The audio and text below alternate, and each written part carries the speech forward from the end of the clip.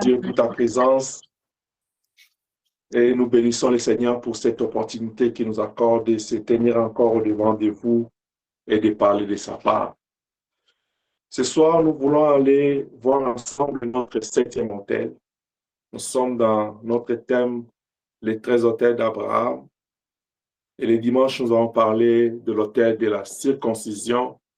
Si pour Abraham, c'était physique, pour nous, c'est la circoncision du cœur que nous devons offrir à Dieu comme un autel dans l'Alliance. Genèse chapitre 18, nous allons lire les versets, nous serons dans les versets 1 jusqu'au verset 15. Nous avons dit que les 13 autels d'Abraham, il y en a 3 qu'il a bâtis comme autel de l'Alliance pour sceller, pour conclure, confirmer et sceller son alliance avec Dieu. Et les 10 autres qui restent, ce sont les actes qu'il a posés et cela constitue des autels pour lui parce que ce sont des références et ce sont des œuvres qu'il a apportées à l'Éternel qui lui ont attiré des faveurs. Et nous avons démontré que dans les temps anciens, quand ils bâtissaient des autels, c'était pour commémorer la manifestation de Dieu qu'ils ont vécu dans leur vie, la présence de Dieu, l'intervention de Dieu. Mais c'était aussi pour aller sacrifier, apporter des sacrifices ou offrir des sacrifices en regard de ce que la Bible recommandait. Et nous avons démontré que l'autel avait 3 parties essentielles. Il y avait le feu, il y avait la table et il y avait les sacrifices.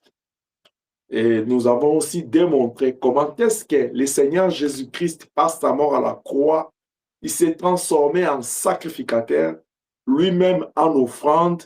Son corps, il a donné ça en sacrifice pour notre rédemption. Sa croix était la table d'autel et sa souffrance était le feu qui a présenté, qu'il a enduré sur la croix et a présenté son offrande devant notre Seigneur, devant notre Père. Et nous qui sommes en Christ aujourd'hui, parce que la loi a établi l'autel et les alliances comme étant des pratiques à perpétuité dans l'intimité avec Dieu, la mort du Seigneur Jésus-Christ n'abolit pas les services ou la pratique des autels, mais nous amène dans une autre dimension de ce que nous appelons l'autel spirituel. Parce qu'en Jésus-Christ, la Bible nous dit nous sommes devenus des sacrificateurs, nous sommes un royaume de sacrificateurs. Parce que nous avons crié, nous avons reçu la parole de Dieu, Jésus-Christ comme étant Seigneur et Sauveur. Nous faisons partie de son royaume, nous sommes partie de cette classe-là de sacrificateurs selon l'ordre de Melchisédek. Et nous offrons nos œuvres, nous offrons nos sacrifices, les services que nous faisons pour Dieu, ce sont là les sacrifices ou les œuvres qui doivent être placées sur notre table d'autel qui est notre corps ou qui est notre vie et qui est représenté par notre cœur. Parce que la Bible nous dit notre corps est le temple du Saint-Esprit.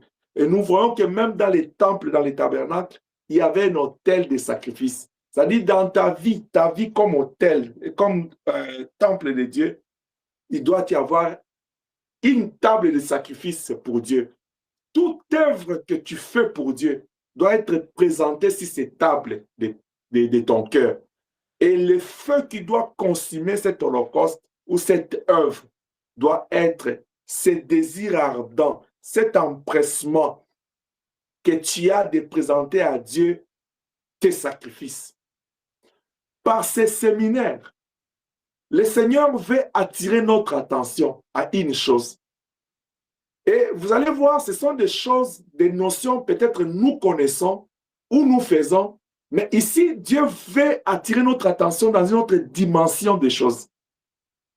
Par exemple, quand nous avons parlé de l'autel des dîmes, nous savons qu'il faut donner les dîmes.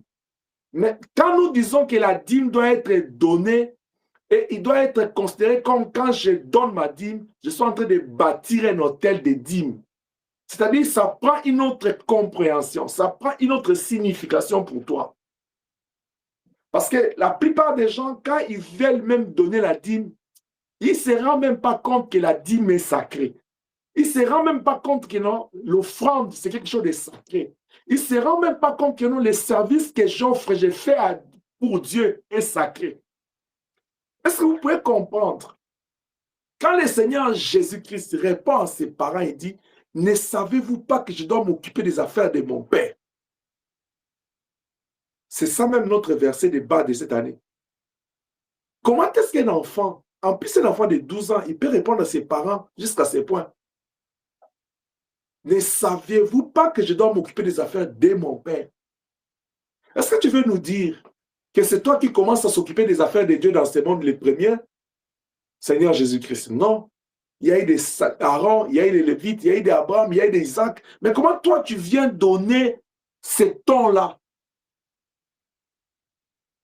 En Jésus-Christ, nous devons considérer tout acte que nous posons pour Dieu. C'est très important. Est-ce que je parle à quelqu'un? Quand nous sommes en train de parler de l'autel des dîmes, c'est-à-dire Dieu veut attirer ton attention à comprendre d'abord la place de la dîme dans ta vie et l'importance que Dieu attache à la dîme, l'impact de la dîme quand tu amènes ça vers Dieu. Vous savez, quelqu'un qui offre un sacrifice et quelqu'un qui bâtit un autel, l'état d'esprit est différent d'une personne à une autre. La considération de l'acte est aussi différente. Ici, Dieu veut nous faire partir de cette considération-là de faire des choses et de ne pas avoir une bonne compréhension, une bonne considération de ce que nous posons pour Dieu. Parce que tout acte que tu fais pour Dieu doit avoir une récompense. Et la récompense est attachée à l'état d'esprit, à l'état de ton cœur, à la manière que tu t'engages à faire cette pratique. Et vous allez voir dans la Bible que tous les patriarches, presque tous, quand ils ont fait leur hôtel, ils ont bâti l'hôtel, ils ont fini par donner un nom à cet hôtel-là. Il y a toujours un nom à l'hôtel. Quand vous voyez Abraham sur la montagne avec Isaac, à Mont Moridja, Dieu a eu un nom. À cause de cet hôtel-là, l'Éternel a été appelé Jéhovah Jireh. Alléluia. Et vous allez voir qu'un autre, il va aller bâtir l'hôtel, il appelle l'Éternel est mon étendard. Jacob, il se réveille, il dit, c'est ici la maison de Dieu. Tout hôtel que tu bâtis a un nom. Voilà pourquoi quand tu donnes ta dîme, parce que c'est toi le sacrificateur, tu viens avec ta dîme. C'est toi, présente-toi à l'esprit que non, je suis en train de bâtir un hôtel. Je suis en train de sacrifier à Dieu ma dîme. Et c'est quoi l'hôtel de ta vie que tu utilises? Nous avons dit l'hôtel a 3 parties. La table, c'est ton cœur. C'est-à-dire, quand tu as ta dîme, quand tu as ton offrande, toute action, tout service que tu rends pour Dieu, ça doit être partie de ton cœur. Ça doit être posé dans ton cœur. Dieu va les recevoir dans ton cœur. Quand nous prenons notre dîme, notre offrande, nous venons déposer dans les paniers ou nous transférons dans les comptes. Dieu ne reçoit pas ta dîme dans les comptes. Dieu il reçoit ton offrande, il reçoit ton holocauste dans ton cœur. Est-ce que je parle à quelqu'un? C'est sur la table de ton cœur que le Seigneur vient prendre. Alors, le feu qui consume ton holocauste est là. C'est le désir ardent. Comme la Bible dit, fais de l'Éternel tes délices, il te donnera ce que ton cœur désire. Voilà pourquoi, au terme de ces séminaires, ça c'est quelque chose que je vais commencer à vous rappeler chaque fois pour vous permettre de comprendre mieux dans quel navire nous sommes embarqués. Nous sommes embarqués dans une autre dimension de la compréhension des offrandes, des holocaustes, des services, des bonnes œuvres que nous posons. Que Elohim, quand je fais quelque chose de bien, pour que Dieu soit content, pour que Dieu puisse accueillir cet acte-là, il faut que la chose-là soit faite sur la table de l'autel de mon cœur. et que cela soit sous le feu du désir ardent de le faire pour Dieu. Parce que vous êtes d'accord avec moi. Tous ceux qui viennent offrir, ils n'ont pas la même pensée. Il y a des gens qui viennent offrir parce qu'ils veulent qu'on les acclame. Il y a des gens qui font des choses parce qu'ils veulent être appréciés. Il y a d'autres qui font parce que tel a fait. Il y a d'autres qui font parce qu'ils disent si je ne donne pas, on va remarquer que moi je ne donne pas. Ça, c'est pas ce que Dieu attend de nous. Dieu attend de nous quand nous faisons, quand nous donnons, que nous puissions le faire de tout notre cœur, dans un désir ardent de plaire à Dieu. Est-ce que je parle à quelqu'un? Peu importe ce que tu dois faire pour le Seigneur, fais-le pour lui. De tout ton cœur. Et quand tu donnes, ne lui donne pas ce qui n'a pas de valeur pour toi. Donne-lui quelque chose qui, même dans ton cœur, tu sens que non, j'ai détaché quelque chose. Je souffre je me suis sacrifié pour Dieu. Comme la veuve de Sarepta, elle avait juste un poignet de farine et un peu d'huile. Tout ce qu'il restait, qui était pour elle, il a même donné ça un nom, il dit, c'est tout ce qu'on a, je fais pour moi, mon enfant, on mange et on meurt. Comme j'ai toujours dit, la portion de la mort. Mais quand elle a pris la décision d'offrir ça à l'homme de Dieu, c'est-à-dire il s'est privé. C'est comme cette femme de 2 pièces. Elle prend la décision de donner à Dieu. C'est tout ce qu'elle avait. Il y a d'autres personnes, ils donnent, mais ils ne donnent pas des choses qui fait saigner leur cœur. C'est-à-dire, ça n'a pas d'incidence par rapport à sa vie. Non. Dans tout ce que tu feras, il faut que quand tu donnes quelque chose, que ton cœur brille, que ton cœur saigne, que tu sentes vraiment que non, ça j'ai donné. Et on ne peut pas se mentir. Chaque fois quand tu sèmes, même dans ton fort intérieur, même si le Saint-Esprit ne te parle pas, ton esprit va te dire, cette offrande-là ne mérite pas, et Elohim ne le mérite pas. Ton esprit va te dire que non, l'offrande que tu as donnée, ce n'est pas ce que tu devais donner. Le service que tu rends là, ce n'est pas ce que tu devais rendre. La manière que tu fais ce service-là, ce n'est pas de la manière que tu devais le faire. Alors, dans ces enseignements, Elohim veut nous mettre dans les contextes pour que nous ne puissions pas commencer à poser des actes, à offrir des sacrifices et à accomplir des services, entre guillemets, au nom d'Elohim, pour Elohim, mais au final, ça ne produit rien. Et ça n'a rien d'impact positif sur notre vie. Parce que Dieu est un Dieu fidèle. Ce qu'il a promis, il est fait. Il a dit, ce que l'homme sèmera, il va le moissonner. Alors Dieu veut que quand nous apportons, nous sèmons des services, nous sèmons nos offrandes, nous sèmons des bonnes œuvres, au final, que nous puissions remporter. Que Dieu nous bénisse. Amen. La Bible dit au verset 1 du chapitre 18, l'Éternel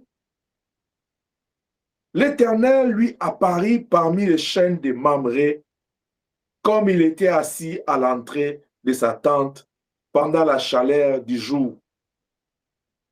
Il leva les yeux et regarda. Voici 3 hommes étaient debout près de lui. Quand il les vint, il courut au-devant d'eux depuis l'entrée de sa tente et se prosterna à terre. Et il dit, Seigneur, si j'ai trouvé grâce à tes yeux, ne passe point, je t'en prie, loin de ton serviteur. Permettez qu'on apporte un peu d'eau pour vous laver les pieds et reposez-vous sous cet arbre. J'irai prendre un morceau de pain pour fortifier votre cœur, après quoi, vous continuerez votre route, car c'est pour cela que vous passez près de votre serviteur. Il répondit, fais comme tu l'as dit. Abraham alla promptement dans sa tente vers Sarah et dit, vite, 3 mesures de fleurs de farine, pétries et fait des gâteaux. Et Abraham courut à son troupeau, prit un veau tendre et bon, et le donna à un serviteur qui se hâta de l'apprêter. Il prit encore de la crème et du lait avec le veau qu'on avait apprêté Il est mis devant eux et s'est mis lui-même à leur côté. Sous l'arbre, ils mangèrent. Parole du Seigneur. Amen. Amen. Dieu de grâce et de paix, laisse qu'encore ce soir, que nous puissions disparaître, que toi tu apparaisses, que toute la gloire te revienne au nom de Jésus-Christ. Amen. Amen. Amen. L'Éternel apparut à Abraham. Et la Bible dit, parmi les chênes de Mamré, comme il était assis à l'entrée de sa tente. Avant toute chose, j'aimerais encore insister sur l'importance de l'alliance. Pourquoi Dieu apparaît à Abraham? Parce qu'il était en alliance avec Dieu. Parce qu'il était en intimité avec Dieu. Parce qu'il était en relation avec Dieu. Et ils ont conclu une alliance perpétuelle de génération en génération.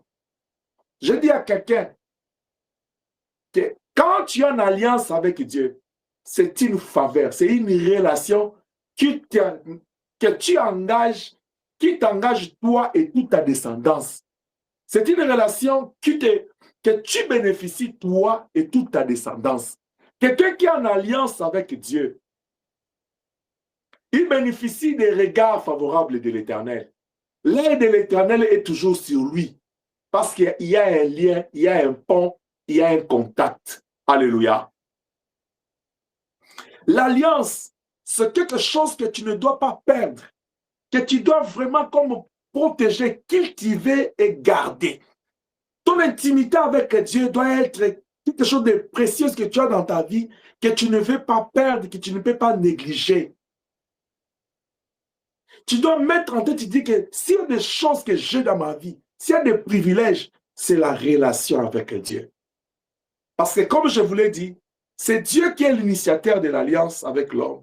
Dieu n'a jamais rompu son alliance. C'est toujours l'homme qui se comporte très mal, qui rompt l'alliance, mais chaque fois, Dieu vient toujours chercher l'homme.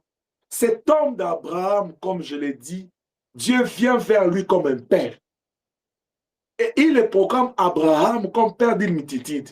Et Dieu le promet faire l'alliance, conclure l'alliance avec lui, et cela sera de génération en génération.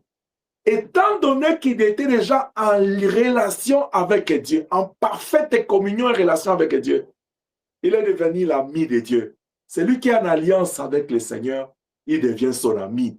Voilà pourquoi dans Jean 15, le Seigneur dit aux disciples, il dit, je vous appelle plus serviteurs, parce que je vous ai tout enseigné, je vous ai tout montré. Vous connaissez les secrets de mon royaume, les secrets de mon Père, tout ce que j'ai appris de lui, je vous dis. C'est-à-dire, il y a un lien entre moi et vous.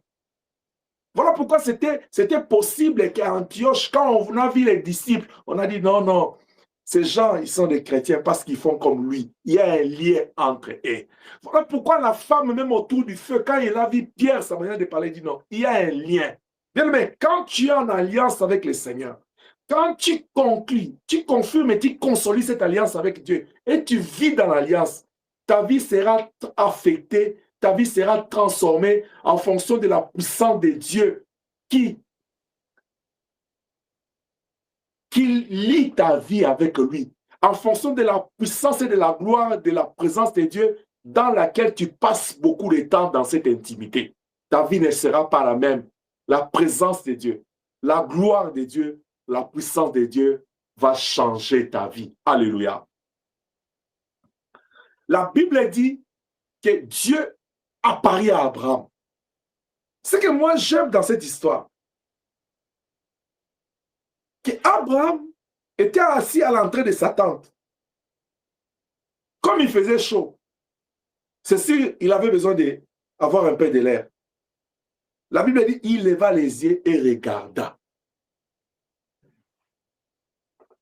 Certes, il est venu s'asseoir à l'entrée de sa tente pour prendre de l'air. Il faisait jour, il faisait chaud. Il n'avait pas l'intention d'être visité.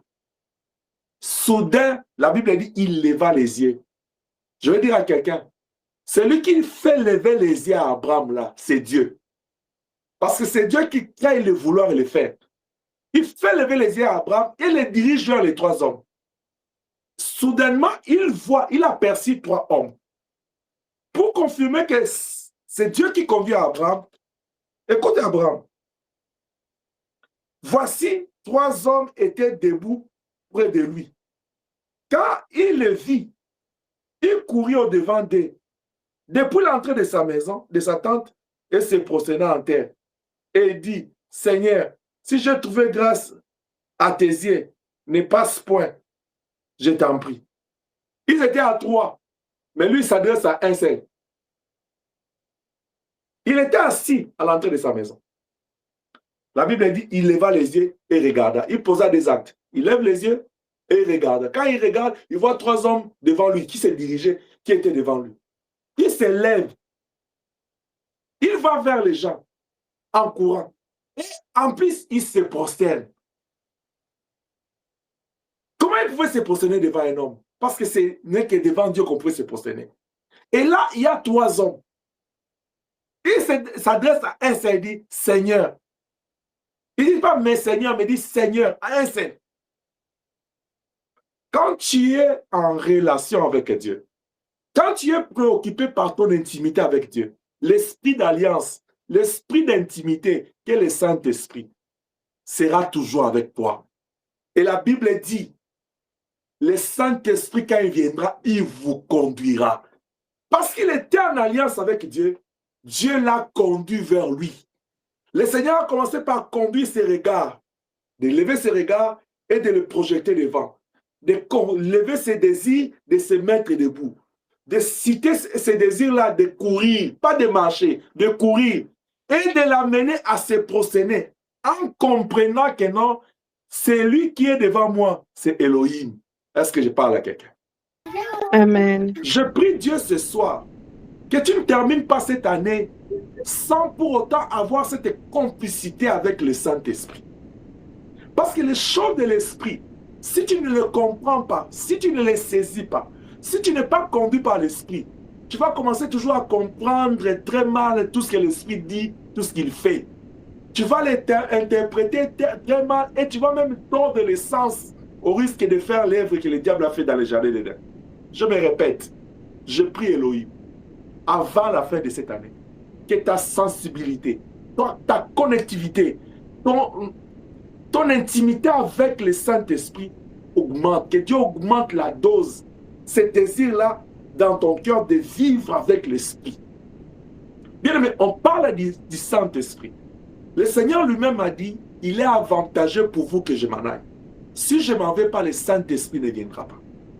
Donc le Saint-Esprit, c'est cette force-là, c'est cette personnalité-là que nous avons besoin, que le Seigneur a dit que c'est un avantage pour nous. C'est-à-dire, manquer le Saint-Esprit, ce n'est pas bon pour toi. Ou avoir le Saint-Esprit, mais ne pas être conduit par lui, ce n'est pas bon pour toi. Il faut désirer l'Esprit et désirer et s'abandonner sous sa conduite. C'est ce qui est bon pour toi et moi. Que Dieu nous bénisse. Amen. La Amen. Bible dit, quand il se prosterna devant eux, et il dit, Seigneur, si j'ai trouvé grâce à tes yeux, ne passe point, je t'en prie, loin de ton serviteur. Moi et toi, nous avons certes trouvé la grâce devant Dieu d'être appelés, d'être élis, d'être choisis, d'être comptés parmi ses enfants et ses serviteurs. Je dis, moi et toi, nous avons eu cette grâce. Mais Abraham était en train de chercher cette grâce-là. Il dit, si je trouvais grâce à tes yeux, ne passe pas ma maison. Moi et toi, nous avons eu la grâce que Dieu est dans nos vies et Dieu est dans nos maisons. Est-ce que je parle à quelqu'un? Amen. Mais Abraham Amen. se prosterne en plein jour, sous la chaleur, cherchant la grâce de Dieu. Je vais encore dire une autre chose. Abraham était en alliance, en intimité avec Dieu. Il pouvait s'en foutre de dire, bon, j'ai déjà fait des hôtels, je connais le Seigneur, ça me suffit. Il fait chaud, je peux même me reposer, boire l'eau, boire du lait. Mais non, même sous le soleil, malgré qu'il est en alliance avec Dieu, il va encore démontrer à Dieu son désir ardent de vivre toujours sous sa grâce. Il va encore montrer à Dieu que non, moi, dans l'alliance avec toi, Si je suis en dehors de ta grâce, ma vie n'a pas de sens. Sous le soleil, il se prosterne. Il n'a pas vu son âge. Abraham n'a pas vu sa richesse. Nous avons lu l'autre fois que Dieu l'avait déjà béni. Quand il a refusé les butins de guerre il avait ravi au dictateur des rois des sommets de Gomorrhe. La Bible a dit déjà avant qu'il était déjà riche. Malgré sa richesse, malgré qu'il avait une bonne vie, la Bible dit il se prosterna parce qu'il savait devant qui il était. Il a imploré encore sa grâce. Je suis en train de dire à quelqu'un, la grâce de Dieu, c'est ce que nous avons besoin tout le jour de notre vie. Nous avons besoin de sa grâce, de son amour, de sa miséricorde. Et nous devons implorer cela du jour au lendemain, à chaque instant. Que sa grâce soit sur toi. Que sa grâce soit sur ta famille. Que ta grâce soit sur ta maison. Que Dieu nous bénisse. Amen. Ainsi, quand il a dit ça, il dit, comment il voulait que cette grâce-là lui soit accordée. Il dit, permettez qu'on apporte un peu d'eau pour vous laver les pieds et reposez-vous sous cet arbre. Il dit, permettez qu'on vous apporte de l'eau. Vous avez fait un long trajet. Vos pieds devaient être sales. Vous devez vous laver les pieds. Et qu'on vous donne quelque chose. Reposez-vous sur cet arbre ici, là où il prenait la fraîcheur. Abraham ne s'est pas préoccupé de savoir d'où ces gens-là venaient, d'où ils partaient. Il pouvait se dire, on est dans le désert ou bien on est dans un territoire il y a beaucoup de poussière. Ils marchent, ils font les pieds. Même si je lave leurs pieds maintenant, ils vont continuer à pied. Ça ne servira à rien. Ce n'était pas son problème. Lui, son problème, c'est de poser l'acte qui va lui attirer le regard de Dieu sur lui. Si vous allez laver les pieds chez moi et que vous allez compter votre chemin, que ça allait devenir ça là-bas, ça, ce n'est pas mon problème. L'essentiel, c'est que quand vous êtes passé devant ma tente, moi, je posais un acte. C'est comme ça que la Bible dit, il les a invités chez lui. Et il les a établis sous l'arbre. Abraham est allé vers Sarah pour demander à Sarah de prendre 3 mesures de farine afin de faire des gâteaux. Lui-même, il va aller chercher l'animal pour donner à son serviteur pour qu'il puisse la prêter. Il a apporté de la crème et du lait. On leur a donné de l'eau pour se laver les pieds. On leur a donné de la nourriture. On leur a donné à manger.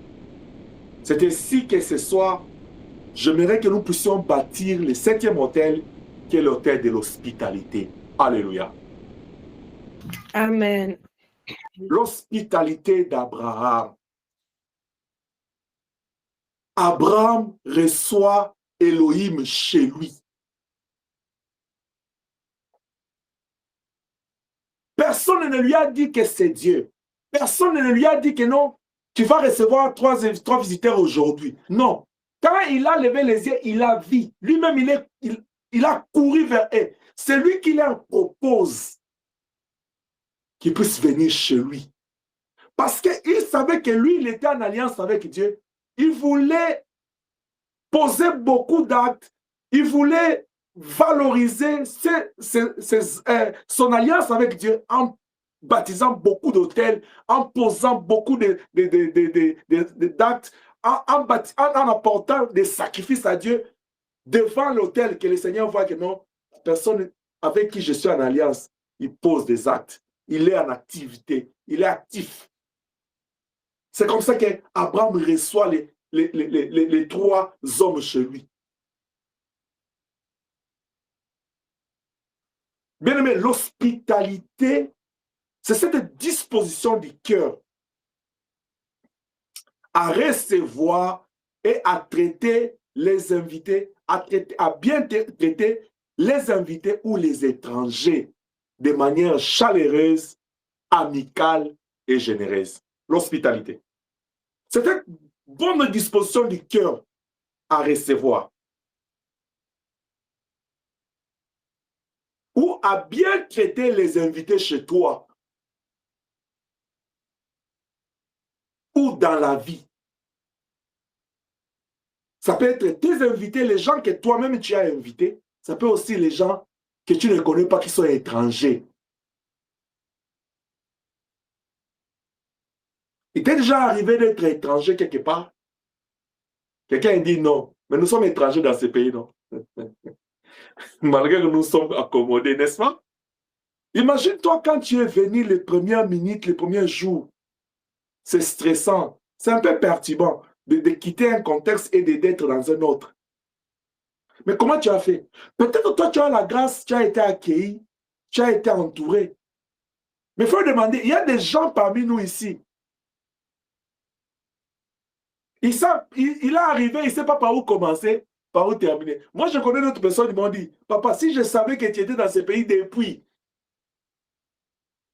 papa, quand moi j'étais arrivé, je ne savais par où commencer. Il y a d'autres personnes qui sont arrivées dans ce pays ici. Ils ont eu de mauvais éclaireurs qui les ont mal conduits.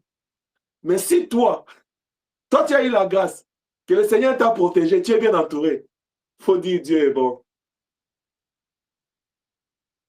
L'hospitalité. Amen. L'hospitalité, c'est cette disposition, cette bonne disposition de ton cœur à recevoir et à bien traiter tes invités ou les étrangers de manière chaleureuse, amicale et généreuse. Mais c'est aussi cet amour-là manifesté par une réception ou par un bon traitement des autres.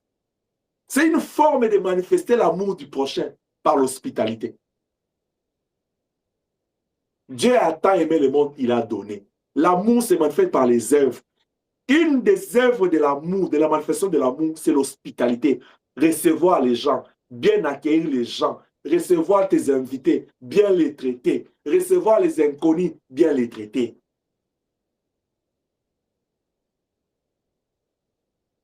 Bien aimé, l'hospitalité doit être réciproque. C'est-à-dire, il y a des gens dans la vie, lui, il aime toujours recevoir, mais lui n'aime pas être reçu. Non, non, non. L'hospitalité doit être réciproque. C'est-à-dire, si toi tu veux recevoir, il faut que tu acceptes aussi d'être reçu. Parce que dans l'hospitalité, je vais le démontrer à partir du verset 9 jusqu'à 15. Vous allez voir que l'hospitalité a des bénédictions, il a des impacts positifs. Quand vous recevez quelqu'un, vous recevez une bénédiction derrière cette hospitalité-là. Alors, si toi, tu as toujours l'habitude de dire, je vais recevoir, mais quand les autres veulent aussi attendre ta visite chez eux, toi, tu ne veux pas aller. C'est-à-dire, toi, tu bloques aux autres aussi de ne pas être bénis. Est-ce que je parle à quelqu'un? Amen. Amen. Mais je suis aussi en train de dire à quelqu'un, ne sois pas de ceux qui ont l'habitude seulement d'aller chez les gens, toi, tu n'aimes pas inviter les gens chez toi. Parce qu'il y a aussi d'autres personnes, ils sont spécialistes en ça. Lui, il aime seulement marcher de maison en maison, hein, derrière sa tête, il a toutes ses intentions derrière la tête.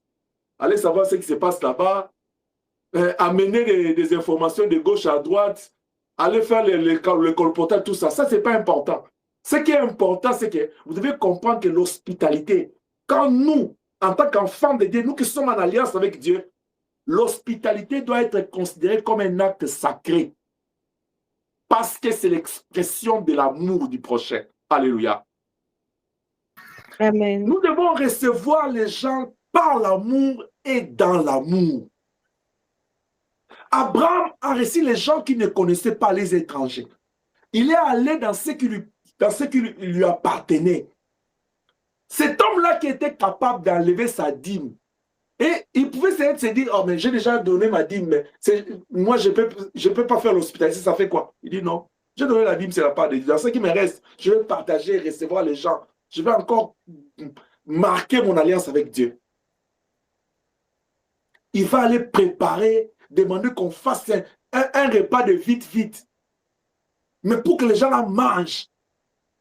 Parce qu'il savait l'impact de l'hôtel de l'hospitalité. Que Dieu nous bénisse. Amen. Amen. Mais j'aimerais mentionner quelque chose. Papa est en train de nous encourager à bâtir l'hôtel de l'hospitalité, à recevoir nos invités, à bien les traiter, à recevoir les étrangers, à bien les traiter, mais aussi à permettre que, comme nous recevons, que nous serons aussi réussis. Mais papa, il te dit de faire attention à qui tu fréquentes, à qui tu reçois. Parce que là, il y a un problème. Psaume chapitre 1 nous dit « Errez l'homme qui ne marche pas selon les conseils des méchants ». Ce n'est pas parce que la Bible te dit d'être hospitalier que tu dois recevoir tout le monde et tu dois recevoir tout le monde sans être prudent. La Bible te dit sois prudent et sois prudent et sobre et réservé. Tu dois être prudent, pas en commençant à faire des sélections de qui tu vas choisir, mais tu dois vraiment, dans tout ce que tu fais, ne fais rien par sentiment. Est-ce que je suis en train de parler à quelqu'un? Attention aux sentiments. De chercher à vouloir paraître ou à plaire. Mieux vaut pour toi, je parle en tant qu'homme, mieux vaut pour toi de ne pas recevoir chez toi quelqu'un à la place de recevoir une mauvaise personne. Est-ce que je parle à quelqu'un? Je me répète. Mieux vaut pour toi de ne pas fréquenter à la place de fréquenter une mauvaise personne. Mieux vaut pour toi de ne pas être fréquenté à la place de te laisser fréquenter par une mauvaise personne. Parce que lors de l'hospitalité, c'est un moment de communion fraternelle. C'est un moment de socialiser. C'est un moment de partager. On ne partage pas seulement la boisson qu'on donne. Vous allez voir, Abraham et ses hommes, ils ont partagé beaucoup de choses. Je n'ai pas juste seulement la nourriture. Parce que la Bible dit, j'aime ce passage, il dit ceci. Au verset 9, il dit, 8 plutôt, il dit, il prit encore de la crème et du lait avec les veaux qu'on avait apprêtés. Il les mit devant eux et il s'était lui-même à leur côté. Donc pendant qu'il mangeait là, lui aussi il était là. La Bible n'a pas précisé s'il n'a pas mangé. Mais je suis en train de parler en tant qu'homme. Il les a accompagnés parce que tu ne peux pas recevoir les gens chez toi, tu leur donnes à manger, toi tu ne manges pas. C'est suspect. Donc tu prépares, vous savez, dans notre tradition, là, avec ce monde-là où c'est rendu, tu me reçois chez toi, là, tu dis, papa Carib, ou bien papa, la table est servie. Dans ça, je te regarde, tu ne t'approches pas. Après, tu vois, mange seulement, non? Mange. Tu es suspect. Je te suspecte pas, mais tu es suspect. Donc, c'est juste pour te dire que la Bible dit Abraham a mis la repas là-bas. Il est resté à côté d'eux. Il est resté là. Je me répète encore. Mieux vaut pour toi de ne pas recevoir que de recevoir une mauvaise personne. Parce que l'hospitalité, comme étant le symbole de la manifestation de l'amour, mais aussi c'est un moment de transfert. Vous allez voir, dans le livre de Luc, on dit Marie a été visitée par l'ange. Élisabeth aussi de son côté, l'ange l'a visitée. Mais quand Marie quitte chez elle, il arrive chez sa sœur Élisabeth. Dès qu'elle a serré la main, elle la salit. Dès qu'elle a sali sa sœur, la Bible dit l'enfant Jean-Baptiste dans le ventre d'Élisabeth a fait quoi? Il a tressailli de joie. J'ai toujours demandé, vous les médecins, là, dites-nous, c'était quelle échographie qui avait dit à Élisabeth que non, ce mouvement-là, c'était la joie. Alléluia. La Bible dit l'enfant bougeait de joie. Vous les mamans, dites-nous, quand l'enfant bouge dans le ventre, vous savez qu'il est en colère ou bien il est dans la joie. Peut-être vous pouvez nous aider. Vous savez, quand il est dans la joie, c'est-à-dire quand il te donne des coups, non, peut-être il veut seulement te dire que je suis là. Oh, hello. Tout le matin. Parce que quand il ne te donne pas le coup là, tu dis, ah, aujourd'hui il n'a pas bougé. Hein. Il n'a pas bougé. Donc, une fois qu'Élisabeth s'est rencontrée avec Marie, parce que Marie est allée visiter sa sœur a fait l'objet, il était l'objet de l'hospitalité, il a fait l'objet de l'hospitalité de Marie dans sa maison. Il reçoit la grande bénédiction. L'Église, nous encourageons des rencontres comme celle de Marie et d'Élisabeth, où une sœur, ou un frère, ou une famille va aller visiter une autre pour la gloire de Dieu, dans l'amour et pour l'amour. Et une telle rencontre, Jésus est au centre de tout. Voilà pourquoi vous voyez Abraham, quand il va vers les 3 hommes, il se focalise sur un seul. Il parle à un seul qui est au centre de sa réception. Il dit, venez chez moi, je vais vous préparer quelque chose. Quel est le centre de ton hospitalité quand tu reçois les gens? Comme j'ai l'habitude de le dire, aujourd'hui, avec les histoires de... Nous sommes en ligne ici, la technologie a évolué, les visites sont devenues virtuelles. Donc, quelqu'un peut être chez elle là à Windsor, mais il est à Québec City à 7 h du matin.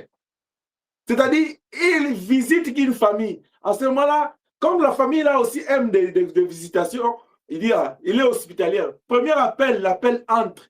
Mais qu'est-ce qui est au centre de votre hospitalité? Qu'est-ce qui est au centre de votre rencontre? Qu'est-ce qui est au centre de votre communion fraternelle? C'est quoi les transferts que vous êtes en train de faire? Est-ce que je parle à quelqu'un? Amen.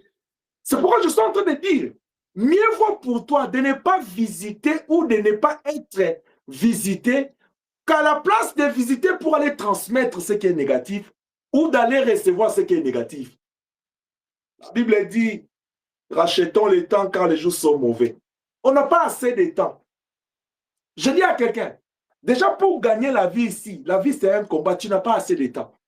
Je suis en train de dire à un bien-aimé, tu n'as pas de temps à perdre pour faire des visites ou recevoir des choses qui ne vont pas t'apporter quelque chose de positif. Est-ce que je parle à quelqu'un? Amen. L'hospitalité est un acte sacré. Nous devons le considérer que chaque fois que nous recevons quelqu'un chez nous, c'est un hôtel que nous sommes en train de bâtir.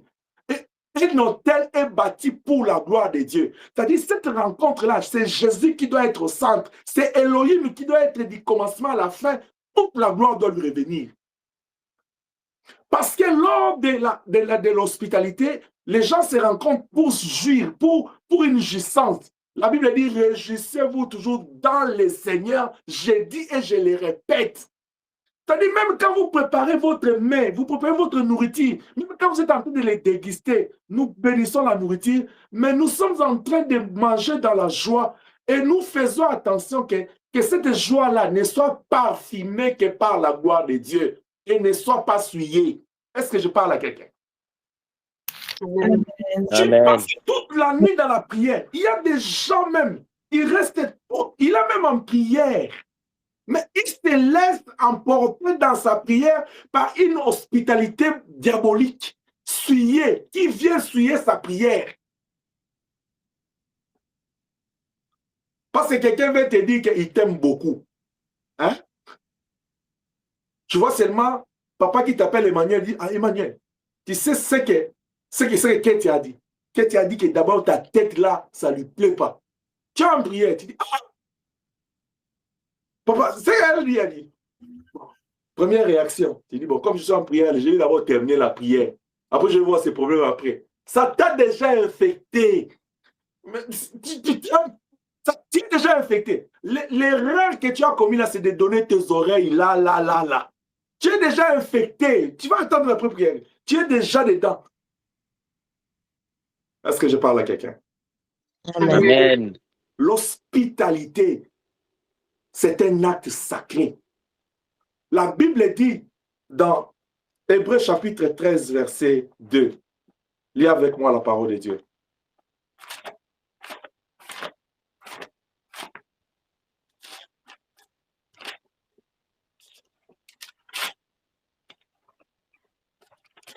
Hébreux 13, verset 2, la Bible dit, n'oubliez pas l'hospitalité. On te dit, n'oublie pas, c'est un ordre. Pourquoi tu ne dois pas oublier ça? Parce que c'est un acte sacré. Il dit, car en l'exerçant, quelques-uns ont logé des anges sans le savoir. Oh, je suis en train de dire à un enfant depuis peu de toi, ne logez dans ta maison que les anges au nom de Jésus-Christ. Amen. Amen.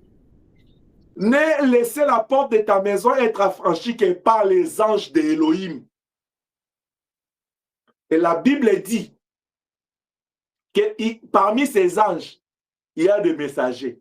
C'est-à-dire, si tu vois quelqu'un qui vient avec un message de Dieu, il est un ange, bénis-le. Même la part là des frites là que tu réserves à papa que je suis, donne-lui, je t'autorise. Ne lui dis pas que non, ça c'est pour papa, donne-lui. Parce que c'est un ange de Dieu. Parce qu'il vient avec un message de la part de Dieu. Parce qu'il met Elohim au centre. Parmi les anges, nous avons les guerriers. Est-ce que je peux continuer? Si tu vois quelqu'un venir, il te dit, ma sœur, ces derniers temps, je te vois un peu, tu es trop inquiète, tu parais comme fatigué, est-ce que tu as des problèmes? Je suis venu, je suis préoccupé, je vais prier avec toi. Ah, dis-toi dans ta maison, j'ai reçu des guerriers chez moi, ils veulent bouger ma maison, on veut prier. Lève ta main, dis Alléluia, les guerriers m'ont visité. Mais si tu vois quelqu'un vient et dit, tu vois même toi là, tu te fais des moments difficiles, mais tel a dit, tel là, il t'aime pas. Non, non, non, ça c'est pas un guerrier. Ça, c'est quelqu'un qui est découragé parce qu'il a été chassé au ciel. Ne le reçois pas chez toi. Dis encore que l'hospitalité est sacrée.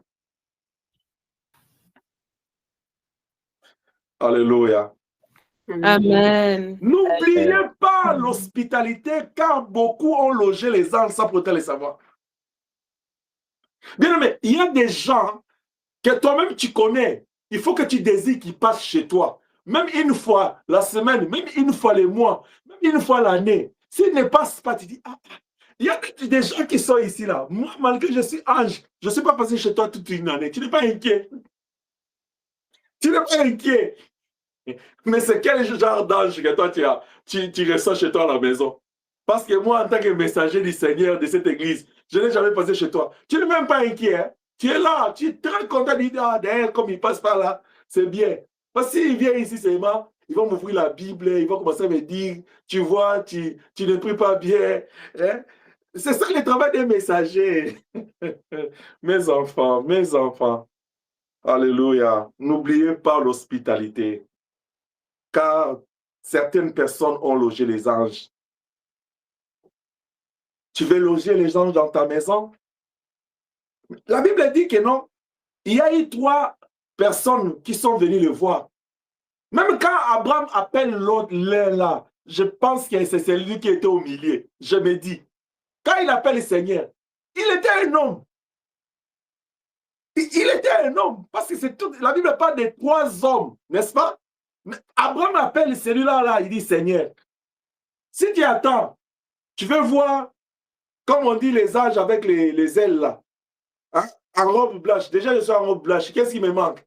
Il faut maintenant les ailes. Je vais entrer en prière là pour chercher les ailes. Comme ça, tu sauras que je suis ange. Pour que tu commences à me désirer dans ta maison. Que Dieu te bénisse. Les anges, parmi les anges là, il y a une catégorie d'anges que la Bible dit les chérubins. Et leur travail, c'est garder le trône. Quand tu vois quelqu'un qui vient chez toi, il veut préserver la gloire de Dieu, la dignité de l'évangile, la gloire du Christ. C'est Jésus au commencement, Jésus au milieu, Jésus à la fin. Reçois-le au nom de Jésus-Christ. Amen. Reçois-le au nom de Jésus-Christ. Amen. Que Dieu nous bénisse. Amen. Bien aimé, nous devons vraiment aller comprendre l'hospitalité dans ce sens. C'est pourquoi j'insiste sur le fait de la qualité des personnes que toi tu reçois et de la qualité des personnes que toi tu visites. Tu peux encore aller lire dans Romains chapitre 12, verset 13 et le verset 20. Qu'est-ce que la Bible dit?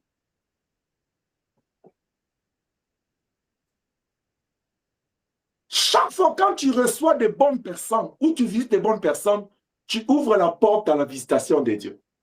Et chaque fois quand tu ne reçois pas, tu n'as pas l'hospitalité, tu fermes la porte à la gloire de Dieu. Alors fais attention. Une manière de recevoir Dieu chez toi, de recevoir la visitation de Dieu, c'est par l'hospitalité. C'est d'accueillir des gens chez toi. Pourquoi vous devez accueillir les gens chez vous? Parce que nous avons dit que l'hospitalité, c'est un moment de partage, c'est un moment de jouissance. C'est-à-dire, Dieu a fait quelque chose pour vous. Vous appelez les gens. Vous faites une action de grâce. Tu entends que ton frère, ta soeur a un problème. tu vas vers lui. Ça s'appelle une visite. Tu vas aller rendre visite. Tu vas aller lui apporter la force qu'il a besoin. Et comme je l'ai dit tantôt, il faut commencer par des petites choses. Si nous ne sommes pas capables d'être hospitaliers dans ce sens-là, soyons hospitaliers même virtuellement avec nos téléphones. Mais tout en étant conduit par les sentiments d'amour et dans l'amour, les soucis de l'autre. Et faire attention à ce que tu lui apportes. Parce que tout ce que nous avons apporté aux autres, c'est seulement Jésus-Christ. Jésus-Christ crucifié. Pas autre chose. Sinon, l'apôtre Jean sera mécontent de nous. Quand il a entendu la question qui fut posée de savoir qui est digne et capable d'ouvrir les livres et d'en rompre les sept sceaux, il n'y a pas un autre nom qui a été donné. Il n'y a pas un autre nom qui s'est levé. Et Jean plaira parce qu'il n'a pas entendu quelqu'un se positionner pour nous sauver. Il n'y a que Jésus-Christ qui a pris notre mal, qui a pris notre place. C'est pourquoi la Bible dit point de condamnation pour ceux qui sont en lui, parce qu'il est le seul rédempteur. Même quand il est allé vers la fin, Gethsémane, il dit, et loin de moi cette coupe, mais son cœur a compris qu'il était un sacrifice que Dieu avait besoin. Il a dit, ta volonté.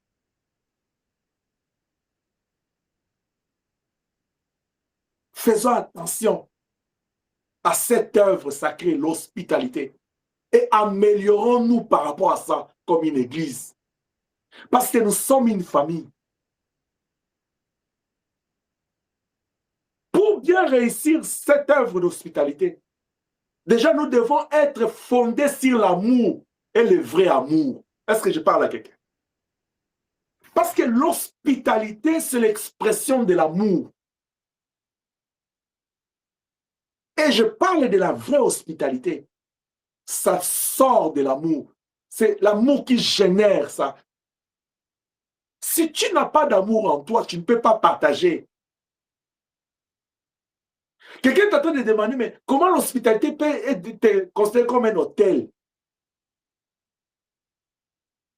Nous donnons ça le nom de l'hôtel de l'hospitalité pour que moi et toi comprenions que Elohim, pour que nous puissions considérer cet acte. Peut-être que nous avons l'habitude de faire. Mais nous ne prenons pas trop en considération. Vous savez, je vais vous donner un petit témoignage. Est-ce que ma mamie est là? Oui, je suis là-bas. Pendant que j'étais en train de prier et que j'étais en train de méditer ces choses de prier, c'est l'image de ma mamie et son nom qui m'est venu dans ma prière. Retiens ça que je suis en train de te dire. Il y a des choses dans la vie chrétienne. Tout le monde peut les faire. Mais il y a d'autres personnes, ils ont un don pour ça. Un jour, j'étais en prière avec vous, je disais à ma fille Adassa, j'ai dit, tu as les dons de la compassion. N'est-ce pas avec je vous ai dit ça? Ce soir, je dis à ma mamie, tu as ces dons-là de l'hospitalité. Alors, fais attention à la manière que tu l'exerces. Parce que ta bénédiction en dépend. C'est comme un talent que Dieu t'a donné. Et si tu l'exerces pas bien, je te donne Matthieu chapitre 25, l'histoire des talents. Réfère-toi à ceux qui ont produit et à celui qui n'a pas produit. Quel a été le langage du Seigneur par rapport à ces trois types de personnes? Et choisis la bonne personne, celui qui a produit. C'est là que le Seigneur a dit fidèle et bon serviteur. Cela ne veut pas dire que, comme elle a cette grâce-là, que toi tu n'en as pas. Non, nous avons, tous nous sommes appelés par l'esprit d'amour à exercer l'hospitalité. Peut-être j'ai cité son nom à elle. Peut-être toi aussi tu es là, tu as cette grâce-là. Tu aimes toujours recevoir les gens sur toi. Si tu sens ces désirs-là briller en toi, continue à l'exercer. Elohim va se souvenir de toi à cause de ça. Mais seulement fais attention à qui tu reçois, à qui tu visites. Oh, est-ce que papa est en train de te dire que tu te retrouves un jour le matin, quelqu'un frappe à ta porte, il dit il a faim, tu refuses parce que tu ne le connais pas? Non. Entre dans ta maison, prends un pain, prie pour ça, donne-lui. Est-ce que tu m'entends? Quelqu'un il te demande, tu es en cours de route, parce que l'hospitalité, tu peux l'exercer même en cours de route. Un étranger dans les besoins, il s'approche et dit, j'ai besoin de ceci. tu en as. La Bible dit, pendant que tu as l'occasion, fais le bien avec tous. Tout le monde là, y compris même tes ennemis. Tout est sanctifié par la prière et la parole. Prends ton offrande. Dis, vous savez, même quand vous donnez des dîmes à l'église, priez pour ça. Même tout ce que tu feras, tu donnes, prie pour ça. Oui, beaucoup de gens, ils sont affaiblis à donner parce qu'on leur avait dit, tu vois, parce que tu avais donné à tel état bloqué. Moi, je suis toujours en train de réfléchir sur cette prédication-là. Alors, je me pose des questions. Quelqu'un qui a l'amour pleinement dans son cœur, il fait le bien. Le Dieu des biens, il ferme les yeux et il ferme les oreilles. Tout ce temps ici, Dieu ne dormait pas. C'est seulement quand tu bâtis l'hôtel là que Dieu dort.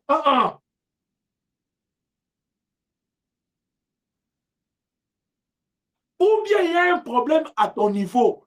Est-ce qu'avant d'offrir, tu as eu le temps de prier pour ça? Est-ce que quand tu donnes, c'est quoi les sentiments qui t'animent? C'est là où il y a un problème que tu dois comprendre. Tout acte que tu poses, tu dois poser ça dans l'esprit d'hôtel. Voyez là où Elohim veut nous amener pour nous sécuriser. C'est-à-dire, même si que toi tu négligeais ça, qu'est-ce que ça fait, non? Je ne le connais pas, je donne 1 franc. Pose ça comme un hôtel. Parce qu'un hôtel posé à bâti pour Elohim, personne ne peut venir les renverser. Amen. C'est l'hôtel de Dieu. C'est Dieu qui prend plaisir dans ton hôtel. Même quelqu'un qui pose un hôtel, il est mort. Dieu vient défendre Abel. C'est pour dire qu'un hôtel d'Elohim, le diable ne peut pas venir toucher là-dessus. Est-ce que je parle à quelqu'un? Oh, quelqu'un est en train de dire, il dit, mais papa, les enfants d'Élie, ils avaient touché au pain, mais comment ils ont touché? Tu sais ce que Dieu leur a fait après? Tu sais ce qui est arrivé après quand ils ont touché? Un hôtel d'Elohim est sacré. Tel que toi tu es là, tu es l'hôtel de Dieu, tu es sacré. Marie était en train de se poser la question, il dit, mais comment ça va se passer? Comment, moi je ne connais pas d'homme. On lui a dit, tu es l'hôtel de Dieu. La gloire de Dieu va te couvrir. Le Saint-Esprit va descendre. Il dit, qui me soit fait selon sa volonté? Je me laisse sous son feu. Quand le feu est descendu là, la gloire est descendue. Un hôtel de Dieu, on ne peut pas jouer avec. Tout ce que tu dois faire dans ta vie, proclame que moi, ma vie, c'est un hôtel. Moi-même, je suis un hôtel. Et comme je vous disais dimanche, tu vois dans la dispensation spirituelle, en Jésus, c'est très mystérieux. Dis à quelqu'un qui est à côté de toi, c'est mystique. Parce qu'à ce moment-là, Jésus nous amène dans sa dispensation. Lui-même, il entre. Il est le souverain sacrificateur. Lui-même, il se présente comme souverain sacrificateur. Au même moment, il est le sacrificateur, il est le sacrifice, il est l'autel. Il dit non, moi je vous amène une autre compréhension de la sacrificature d'Élohim. Je vous appelle comme un sacrificateur. Mais au même moment, vous êtes les sacrifices. Au même moment, vous êtes l'autel. Nous sommes des sacrifices. Je me sacrifie moi-même et je suis en train de me sacrifier moi-même à moi-même. Par moi-même. Est-ce que tu m'entends? Est-ce que tu me comprends?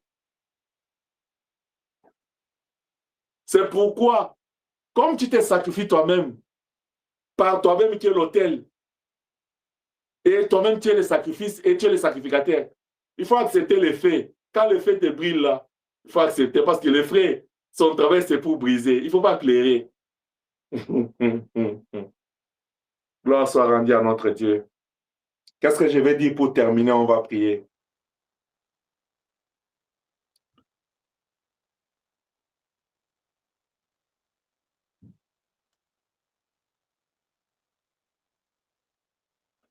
Vous allez voir, comme je l'ai dit, à partir du verset 9 jusqu'à 15, quand ils ont fini de manger, Abraham n'a pas posé une question. Abraham n'a rien dit. Abraham a fait quoi? Il n'a rien dit. C'est eux qui vont lui poser la question. Abraham n'a rien dit. Au verset 9, qu'est-ce que la Bible dit?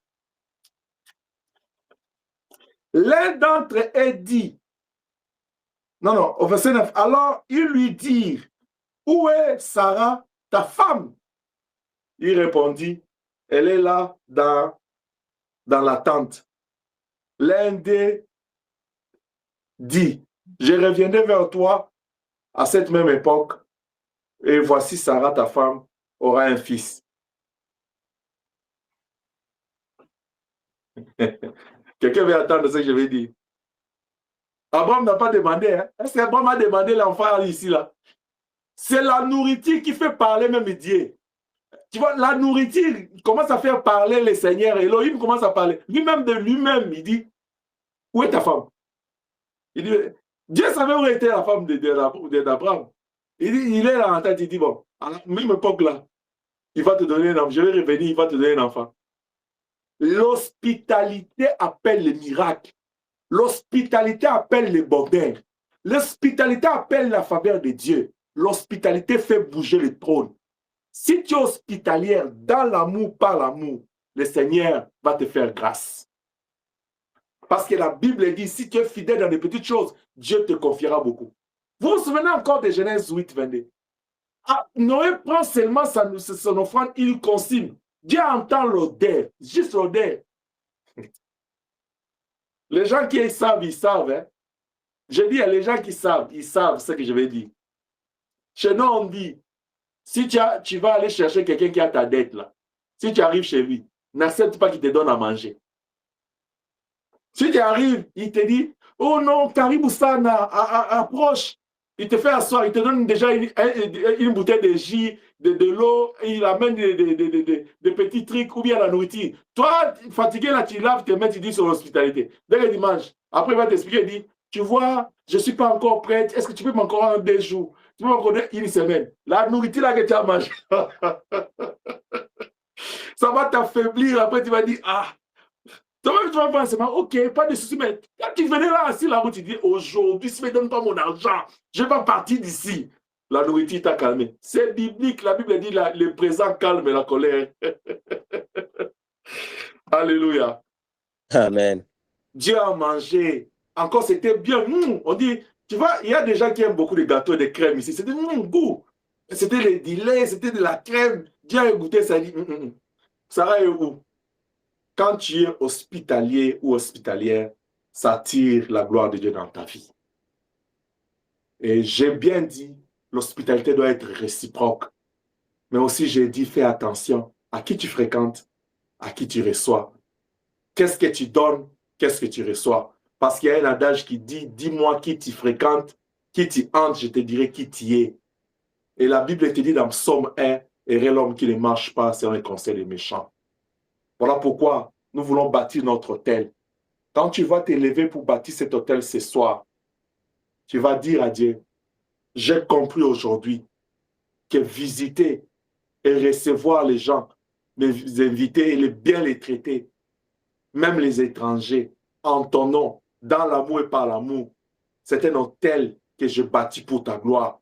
Parce que la Bible dit dans Matthieu, tout ce que vous donnerez, même un verre d'eau que vous donnez à un de ces petits, c'est à moi Dieu que vous donnez. C'est-à-dire quand tu reçois quelqu'un chez toi, c'est Dieu que tu reçois dans ta maison.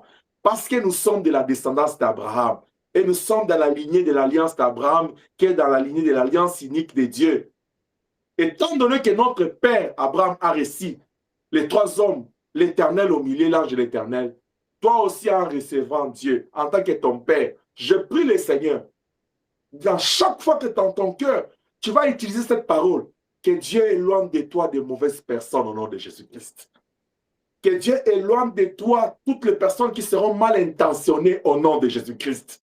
Que Elohim éloigne de toi des méchants. Parce qu'il n'y a que Dieu qui sonde les cœurs. Je vous dis, mes enfants, ne vous fiez pas aux lèvres. Parce que même les sorciers, ils sourient. Et ils sourient beaucoup. Même les sorciers, ils ont la peine. Ils s'inquiètent trop. Il est difficile en tant qu'homme de savoir qui est mauvais, qui est bon. Qui est avec toi, qui n'est pas avec toi. C'est pourquoi un jour, le Seigneur lui-même a dit dans Luc, il dit, tous ceux qui sont avec nous, ils ne sont pas pour nous. Alors, il n'y a que Dieu qui peut t'aider pour comprendre les 3 personnes qui viennent vers ta tente. Je bénis le Seigneur. Parmi les 3, il n'y a qu'un seul qui est l'Éternel, qui est l'ange de l'Éternel. C'est-à-dire les 2 autres là n'étaient pas l'Éternel. C'est pourquoi je te dis encore avant de terminer. Dans la multitude des gens que tu reçois, peut-être sur 5, l'Éternel est seulement une personne. Fais attention. Il faut le détecter. Les 4 autres ne sont pas éternels. Mais laisse que l'Esprit de Dieu t'aide à recevoir Elohim dans ta maison. Que ce soit en esprit, que ce soit physiquement. Et que toi-même, quand tu reçois quelqu'un chez toi, tu lui donnes à boire, tu lui donnes l'espace, tu lui donnes la quiétude. Mais quand il sort, toi-même, tu sens que non, la bénédiction est restée chez moi. C'est comme ça dans le livre qu'il est dit, partout où vous irez, n'apportez ni sac ni bourse, mais quand on vous recevra, dites que la paix y soit. Ce qu'on va vous donner, prenez. C'est-à-dire, quelqu'un il entre chez toi, tu lui donnes, il prend, mais il laisse quoi? L'hospitalité, c'est un acte sacré. Et quand tu le fais, tu dois le considérer comme un hôtel que tu ne fais pas à un homme, mais tu bâtis à Elohim. Tiens-toi debout, nous voulons prier avec toi. Que Dieu te bénisse. Amen. Je disais que Dieu te bénisse. Amen. Je suis en train de dire à quelqu'un que Dieu te bénisse. Amen. Amen. Que gloire soit rendue à notre Dieu. Amen. Est-ce que tu es prête pour prier avec moi? Amen. Prends ton enveloppe, écris le chiffre 7, parce que c'est le 7e hôtel, l'hôtel de l'hospitalité. Merci Seigneur Jésus-Christ. Prie avec moi. Elohim, Elohim, mon Dieu créateur, mon Dieu créateur, mon papa d'amour, mon papa d'amour, je te dis merci pour ta grâce je te dis merci pour ta grâce et pour cette opportunité et pour cette opportunité que tu m'accordes que tu m'accordes de te bâtir cet hôtel d'hospitalité. de te bâtir cet hôtel d'hospitalité. Merci Seigneur Jésus-Christ pour l'œuvre de la croix. Merci Seigneur Jésus-Christ pour l'œuvre de la croix. Oh Elohim, Oh Elohim, j'ai bâti cet hôtel je bâtis cet hôtel d'hospitalité d'hospitalité pour moi pour moi et ma descendance. et ma descendance, Pour moi pour moi et ma maison. et ma maison, Pour moi pour moi et ma famille. et ma famille. Père éternel, Père éternel, laisse que par cet hôtel, laisse que par cet hôtel, toute mauvaise influence toutes les mauvaises influences qui était entrée dans ma vie, qui étaient entrées dans ma vie, dans ma maison, dans ma maison, par une hospitalité que j'avais faite, par une hospitalité que j'avais fait, où mes parents ont fait, où mes parents ont fait, que cela tombe ce soir. que cela tombe là, Au nom puissant de Jésus-Christ. au nom puissant de Au Jésus-Christ, nom puissant de Jésus-Christ. au nom puissant de Au Jésus-Christ, nom puissant de Jésus-Christ. au nom puissant de Jésus-Christ. Ô tendre Père, Ô tendre Père, reçois ce sacrifice reçois ce sacrifice et agrée mon hôtel d'hospitalité. et agrée mon hôtel d'hospitalité. Dans le nom puissant de Jésus-Christ. Dans le nom puissant de Élève ta voix Jésus-Christ. maintenant, commence à prier selon les désirs de ton cœur. Avec ton enveloppe, tu pries le Seigneur, ouvre ton cœur, parle-lui. Parce que dans l'hospitalité, il y a des merveilles. Dis à Dieu de créer ses désirs et de faire en toi. Mais qui te préserve aussi de voir ou d'éviter les mauvaises personnes. Élève ta voix. Élève ta voix, prie avec moi dans le nom puissant de Jésus-Christ. Alléluia au sage. À toi qui vis au sein des cieux. À toi qui vis au sein des cieux. Je te prie de garder les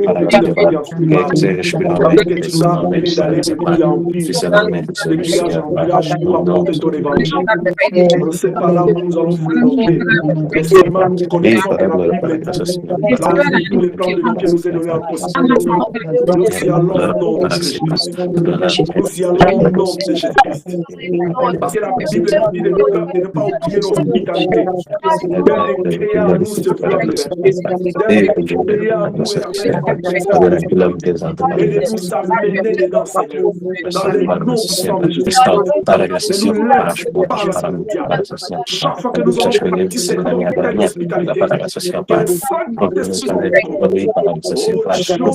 que le sang de Jésus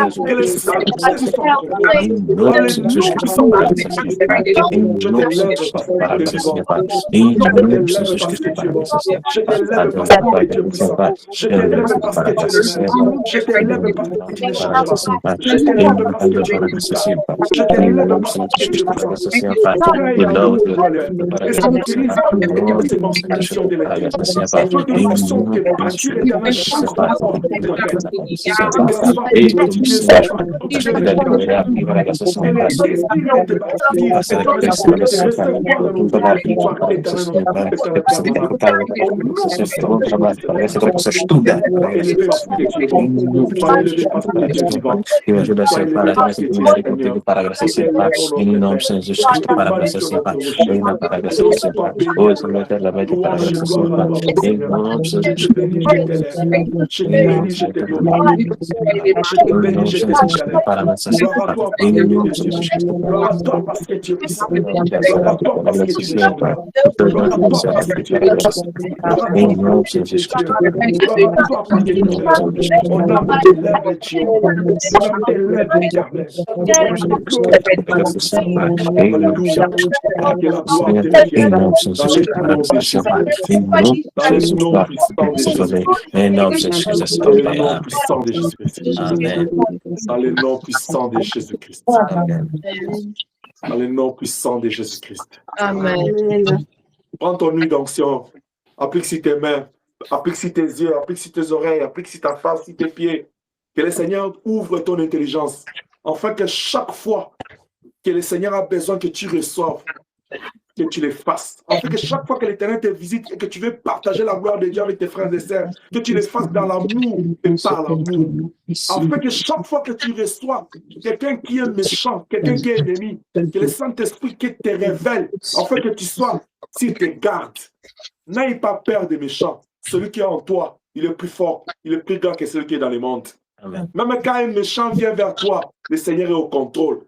À une seule condition, que toi que tu aies un bon cœur en toi, que tu ne sois pas emporté, ni distrait, que tu ne sois pas emporté dans sa sémence, que tu ne reçoives pas ce qu'il t'apporte. C'est pourquoi, sois sur tes gardes. Oh Jéhovah, merci. Éternel, merci pour ce soir. Merci parce que tu nous as instruits. Quelle est l'hospitalité, comme la circoncision du cœur, comme la dîme est sacrée. Et tu veux que chaque fois quand nous présentons, pour éternel notre Dieu, t'apporter nos dîmes, pour éternel écouter ta parole, pour éternel notre Dieu, accueillir éternel de nos invités et les étrangers, que nous puissions le faire dans l'esprit de l'autel. Que ce soit des sacrifices que nous faisons en ton nom. Pas pour notre gloire, mais pour la gloire de ton nom. C'est pourquoi, oh Dieu, toi qui crées le vouloir les faire, toi qui crée la compréhension, la bonne état notre Dieu, le bon entendement, que tu puisses créer en nous la compréhension de la chose sacrée. Que l'hospitalité soit notre vie. Que nous soyons de ces enfants qui brillent dans les désirs, dans leur cœur, les désirs, qu'ils aient toujours en eux, dans leur cœur, les désirs est à notre Dieu, de recevoir, de traiter bien nos invités ainsi que les étrangers. Que l'esprit d'hospitalité soit avec nous partout où nous serons. Oh Jéhovah. Toi qui visitas éternel notre Dieu Lazare chez lui, tu lui as dit à toi de descendre. Car aujourd'hui je serai dans ta maison. Laisse que tu nous accordes ces désirs ardents de te désirer dans nos vies, dans nos maisons. Et chaque fois que nous serons visités, que nous puissions recevoir dans la joie et dans la paix. Parce que nous disons, l'image, l'homme créé à l'image de Dieu, l'enfant de Dieu, l'ambassadeur de Dieu est venu dans ma maison. C'est pourquoi il est écrit, béni soit celui qui vient au nom du Seigneur. Laisse que le Saint-Esprit nous aide et nous conduise dans cette œuvre d'hospitalité, afin que nous puissions le faire pour ta gloire et que nous puissions vivre la bénédiction qui est liée à cela. Au nom puissant de Jésus-Christ, je suis en train de repousser loin les mal, les méchants et toute son action contre la vie des familles et des peuples. Toute personne qui viendra sur leur chemin, de la même manière que tu as fait avec Israël dans la mer Rouge, que les eaux se ferment sur eux au nom puissant de Jésus-Christ. Père, en vertu du pouvoir que tu m'as confère, j'interdis à tout visiteur non éternel invité par éternel Elohim ou par tes enfants dans leur maison, mais qui viendra pour leur faire du mal. Oh, que les eaux des mers rouges se ferment sur eux au nom de Jésus-Christ. Tous ces mystères du diable qui se promènent de maison en maison, qui se promènent de vie en vie pour aller détruire la paix, pour aller, éternel notre Dieu, détruire le feu de l'esprit, pour aller détruire l'intimité des peuples qui sont l'objet du feu ce soir. Au nom puissant de Jésus-Christ. Au nom puissant de Jésus-Christ. Que le feu de Dieu s'occupe de tous les méchants, de tous ceux qui perturbent la paix dans les maisons des enfants de Dieu, de tous ceux qui visitent les enfants de Dieu dans le cadre des ténèbres. Oh, que l'ange de l'Éternel élève son épée, comme il a fait devant Balaam et Balak, que ces mystères du diable ne s'approchent pas de plus près de toi, au nom puissant de Jésus-Christ. Amen. Qu'ils ne s'approchent pas de ses familles, au nom puissant de Jésus-Christ. Mais quand ils viendront avec des propositions en or qui brillent, mais qui, au final, ce sont des tombeaux blanchis, que cela c'est loin de ton peuple. Mais quand ils s'approcheront, quand tu laisseras ces choses s'approcher de nous, accorde-nous le discernement pour que nous ne puissions pas tomber dans le filet de l'oiseleur. C'est dans le nom puissant de Jésus-Christ. En vertu du pouvoir que tu me confères, Père, je bénis ce peuple. Que le Seigneur Dieu, qui crée le vouloir le faire, crée en vous, c'est vouloir et faire de l'esprit de l'hospitalité qui vous conduise dans cette œuvre sacrée et qui vous sécurise. Et qu'il puisse faire goûter à jamais les biens, les miels et les lait, la crème de l'hospitalité, au nom de Jésus-Christ. Seigneur, sanctifie les offrandes. Bénis la suite du programme et la suite de la semaine et de l'année. Tout pour ta gloire. Dans le nom puissant de Jésus-Christ, nous avons ici prié, nous disons 3 fois Amen. Amen. Amen. Amen.